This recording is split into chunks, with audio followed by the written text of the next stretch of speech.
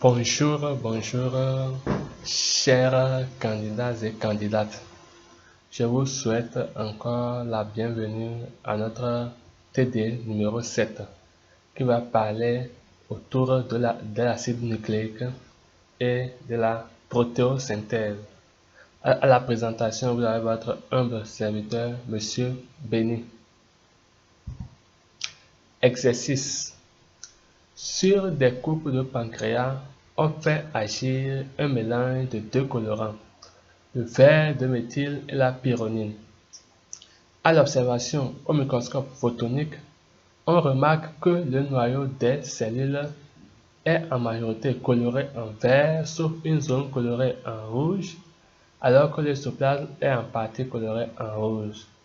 On compare ces préparations à d'autres coupes ayant été traitées préalablement par une enzyme hydrolysante, enzyme 1. De même, on compare ces coupes à d'autres coupes qui ont été traitées préalablement par une enzyme hydrolysante, enzyme 2. Petit 1. Interpréter ces résultats à partir des schémas réalisés.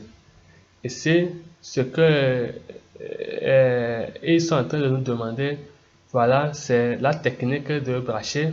Cette technique qui nous permet, c'est de ça que parle l'exercice. Donc, rapidement, on met en place la technique de Brachet avec tout. On met tout. Donc, voilà devant vous l'interprétation des résultats. Et je vous en prie, ce schéma, il faut bien l'apprendre. Il faut bien l'apprendre. Faites ça au bout de vos doigts.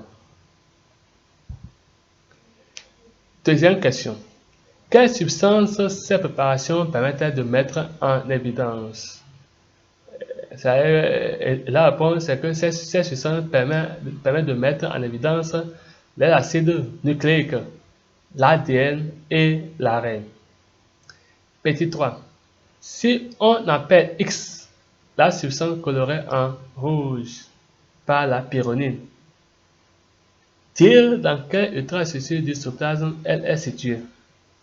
On appelle Y la substance colorée en vert par le vert de méthyle. Quelle est sa structure moléculaire?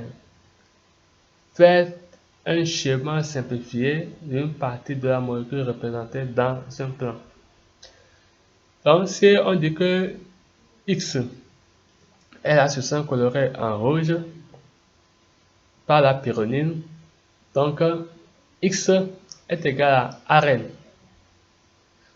On le retrouve dans les ribosomes, dans les gastoplasmes et dans les mitochondries. Y, c'est l'ADN.